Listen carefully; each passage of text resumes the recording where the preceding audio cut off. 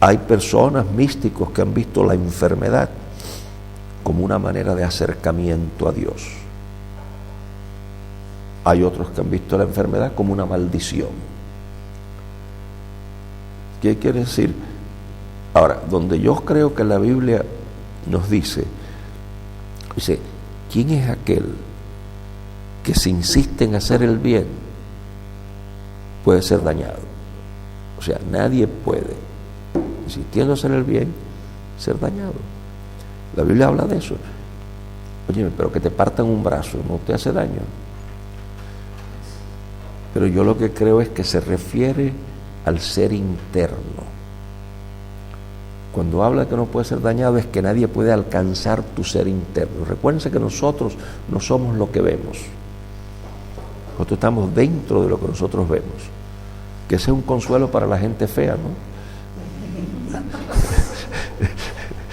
Porque esto que tú estás viendo no soy yo, ¿sabes? Este es el estuche que me dio mi papá, que dentro, lo que somos nosotros, adentro, ahí es donde no puede llegar el mal. Y yo me doy cuenta que hay personas que el dolor y las cosas malas les enriquecen, y hay personas que les empobrecen. Y ahí es donde yo creo que está el clic de la cuestión. Pero hay cosas que yo no entiendo. Hay cosas de Dios que yo no entiendo. Yo no entiendo por qué Él hace las cosas como las hace. Y el que pretenda entender a Dios está perdiendo el tiempo. Y yo he oído algunos cristianos que están haciendo una lista para preguntarle al Señor cuando lleguen al cielo. Mejor es que voten la lista. Porque hay cosas que usted no las entiende aquí ni las va a entender allá. Porque si usted entendiera todo lo de Dios, ¿qué es lo que tendría que hacer? Dios. Y nosotros nunca vamos a ser Dios. ¿Saben ustedes cuál es el consuelo mío? Que las cosas que a mí me ocupan la mente ahora y me crean problemas, no me los van a crear allá. Y cuando yo llegue, me van a cambiar el chip. Y ya allí yo no voy a pensar más. Por ejemplo, cuando yo llegue, yo no voy a saber cuántos de mis seres queridos llegaron al cielo o no están. Porque el cielo no puede ser cielo pensando yo que mi tía o mi tío está en el infierno. Ese cielo se convierte en un infierno. Quiere decir que Dios no va a responder a interrogantes porque en el cielo no lo sabrán. No sé si eso les ayuda. Pero la verdad es que yo no tengo otra respuesta para el problema del mal y de los sufrimientos y de las luchas y eso. Entonces, ¿podemos decir, sin decir una herejía, que Dios creó el bien y el mal? En mi opinión, sí. Dios creó el mal potencial. Es que el otro día comentaba... O sea, Dios creó al asesino porque potencialmente toda persona es el mejor santo y el peor diablo. Pero la responsabilidad de diablo o de santo no es de Dios. Pero conmigo empezamos a estudiar 22, mi clase fue de 22. Yo tuve la curiosidad de coger un papel y hacer 3, íbamos a estar 3 años, 3 columnas. Y puse los que no terminaron el primer año, los taché. Los que terminaron el primero y no vinieron al segundo, los taché. Los que se fueron al segundo antes de terminarlo, los taché. Los que vinieron al tercero, pero se fueron antes de terminar, los taché. ¿Qué sucede? Que hoy, después de más de medio siglo, que yo sepa, quedamos como 4 o 5. Otros cogieron caminos equivocados, rumbos equivocados. Entonces, ¿por qué yo sigo sirviendo al Señor? Y activo creo que estoy yo nada más. Probablemente creo que 1 o 2 más. Porque Dios me cuidó a mí y no los cuidó a ellos. No. Yo creo lo que dice Pablo, la gracia de Dios no fue vana en mí. Dios me dio la alternativa de fallarle o de no fallarle. Pero Dios me tuvo que haber hecho de manera que yo le pueda fallar. Si yo no le puedo fallar, no me hizo libre. Entonces, potencialmente, Dios tiene que haberme hecho a mí para ser un hereje o para ser un cristiano. Entonces, esa sería la razón de la creación, vamos, sí, del diablo. El otro día, bueno, discutíamos, lo hablábamos, Andón y yo, de que claro, si Dios es todopoderoso y es omnisciente y es porque creó a un ángel que sabía que le iba a fallar y que iba a liar un lío de... Porque no es lo mismo hacerlo pudiendo pecar que hacerlo para que peque. Pero Dios ya sabía que él sí. la iba a liar. Sí, sí. Y aún así le creó. Sí, porque Dios no lo creó para que lo hiciera, lo creó para que pudiera hacerlo. O sea, ahí entra el libre albedrío, Sí. como con nosotros. Sí. Lo que pasa es que mucha gente no acepta el libre albedrío, hay teólogos que no, y hay filósofos que no lo aceptan. Por ejemplo, es lo que existe en filosofía, el libre albedrío y el determinismo. Hay personas que dicen que están determinados, pero que aquí es donde venimos a lo que tú dices de tus padres. Lo único que controlaron absolutamente tus padres fue tu concepción y tu nacimiento. Lo demás ellos trataron de controlarte, pero estaba fuera de sus manos, porque tú puedes revisar y modificarlo todo. Lo único que mis padres hicieron arbitrariamente fue traerme al mundo, pero luego no. Por ejemplo, en las estadísticas se dicen que es lo que se llama transferencia generacional. Hijo de borracho va a ser borracho. Pero hay hijos de borrachos que no toman alcohol ni en medicamentos. O sea, porque eso no es determinismo.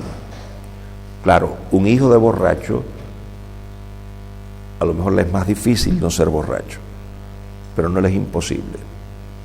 Y eso parte de un Dios justo.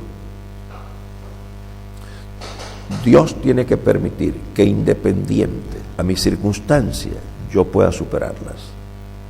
Y yo colecciono casos que podrían ser extraordinarios. Y yo tengo en mis archivos el caso de un joven de la raza negra de Sudáfrica, cuando el apartheid estaba, vaya, en su punto. Y este muchacho, adolescente, salió de su casa. En un cartuchito tenía unos panes de maíz y en un saquito una muda o dos de ropa. Y salió de su casa, le preguntaron cuándo iba, y dijo, para Estados Unidos a matricularse en una universidad. Dijeron, el negro está loco, de remate, muchacho. Bueno, salió de su aldea caminando. Otra aldea, se pasaba un día, una semana en esa aldea, trabajaba. La próxima aldea, y después de no recuerdo cuántos meses llegó a Egipto. Y en Egipto se conoció la audacia del muchachito, y una persona le consiguió una beca para una universidad en Estados Unidos. Y allá terminó estudiando en la ciudad de Seattle, Washington. Ahora, ese tipo desafió la apartheid, desafió la raza negra en su opresión, lo desafió todo. Porque el que se propone una cosa, ¿te das cuenta? Lo que pasa es que hay gente que se creen víctimas de sus circunstancias. Pero el ser humano puede cambiar su mundo. Yo fui pastor de una señora. Yo llevaba creo que 2 años en esa iglesia cuando ella llegó. Y cuando yo me fui de esa iglesia, creo que 2 años después, la señora, miren lo que me dijo. Me dice, pastor, cuando yo llegué aquí, yo no lo entendía a usted. No entendía nada de lo que usted decía. Pero yo dije, yo lo voy a entender. Y me dispuse a entenderlo. Y yo me di cuenta, cuando ella me lo dijo, que ella casi siempre andaba con un libro bajo el brazo, la señora esa. Dice, ¿sabe cuál es el problema que tengo ahora que usted se va? Que ya no soporto que me digan estupideces. Hay otros que dicen, no lo entiendo, y ahí termina la historia. Hay otros que dicen, me voy a disponer a entenderlo. Y cuando me fui, la señora ya disfrutaba mi predicación. Y el problema que tenía ahora era sencillamente que cuando le decían boberías, ya no aceptaba. Uno puede romper el mundo que lo forma y reformarlo. Eso es posible. Si no hay ninguna discusión más, vamos al próximo principio, y es el principio con el que los psiquiatras se están haciendo millonarios. El principio con el que los psiquiatras y los psicólogos se están haciendo millonarios. Principio del rechazamiento.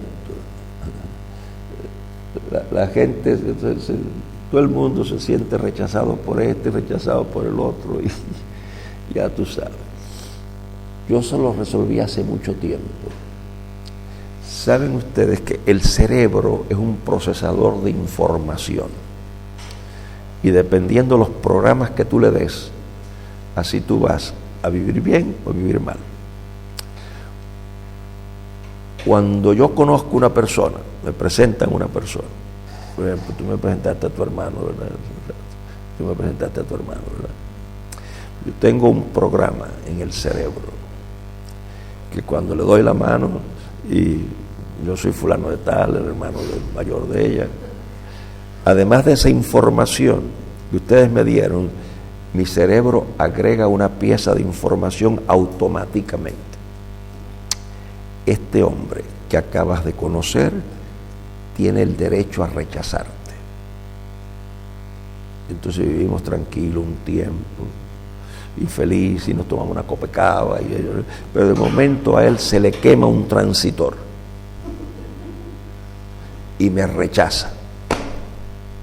Hay gente que cuando eso ocurre se les llena el cuarto de agua y se deprimen, y por qué me rechazó, y por qué ya no me quiere, y por qué ya yo vi que venía por acá y se cambió de acera para no verme, y se buscan unos líos, muchachos. No, el cerebro mío automáticamente dice, este hombre ejerció el derecho que reconocimos que tenía cuando lo conocimos. Y ahí termina la historia. Pero entonces tú no lo apreciabas. Lo aprecio. Pero tú no disfrutabas la copita así. Pero entonces ahora, como dice, tan fácil que ya que no te importa. Chico, el tipo no quiere saber de mí. ¿Qué tú quieres? ¿Que me pegue un tiro? ¿Me ahorque? No, se murió.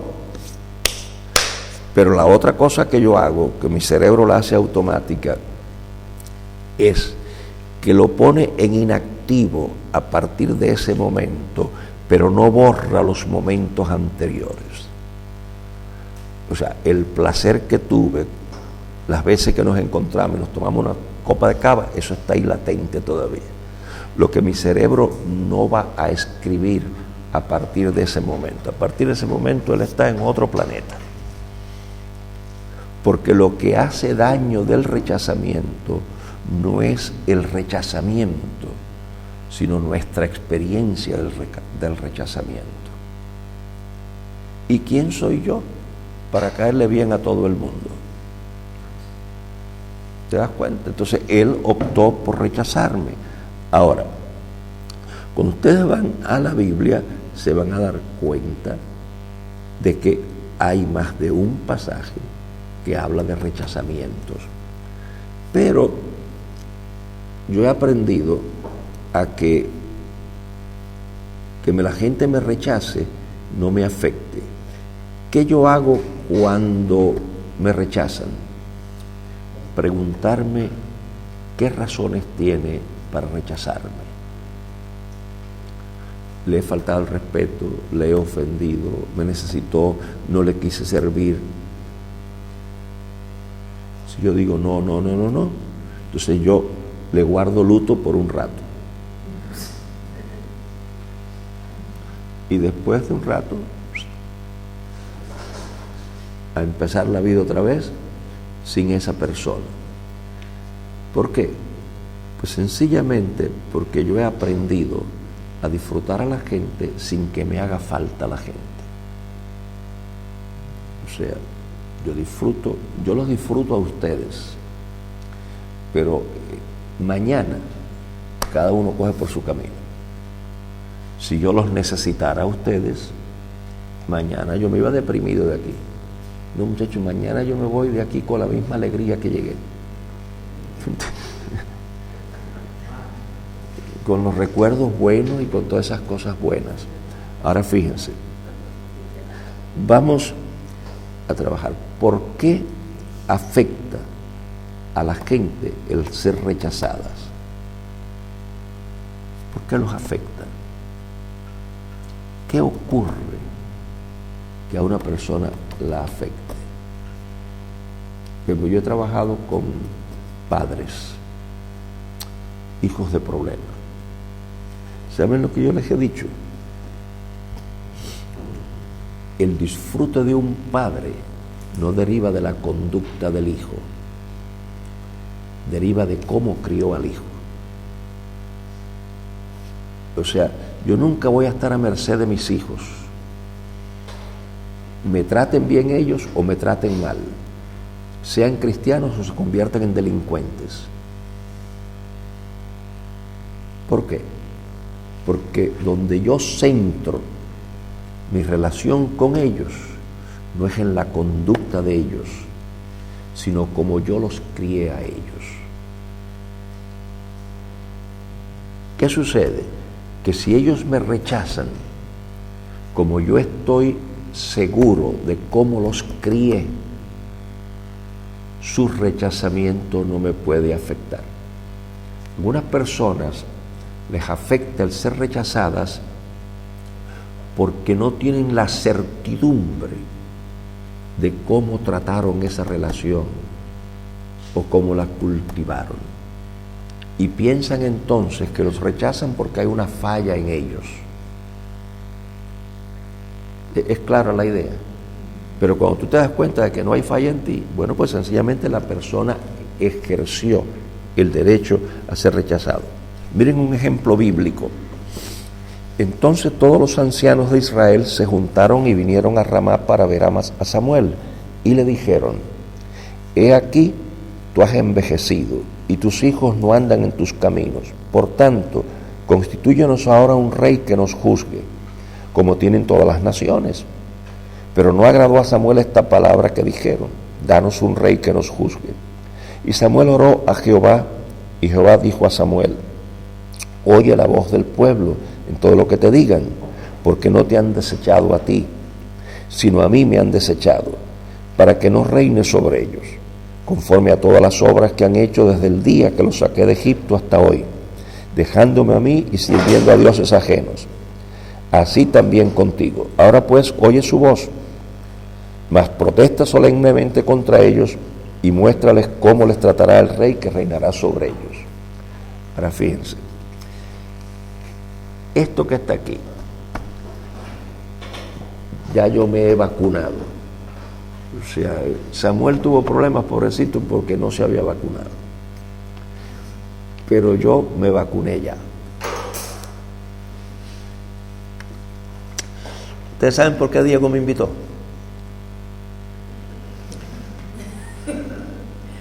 ¿Ustedes saben por qué me invitan los pastores? ¿Ustedes saben por qué yo, si les enseño esta agenda aquí, está llena? Yo voy a rezar ahora nada más que una semana en mi casa. Y vuelvo a salir.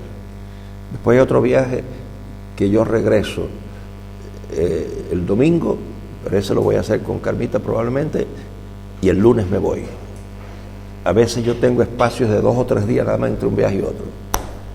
¿Ustedes saben por qué me invita la gente? Porque el cubanito tiene algo que decir.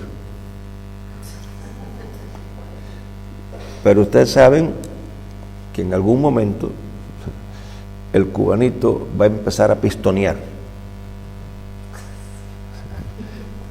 cuando yo empiezo el tema en Génesis, me enredo con Apocalipsis, después me meto en Isaías. Y la gente dice, oye, pero este no es el Gerardo de antes, ¿sabes?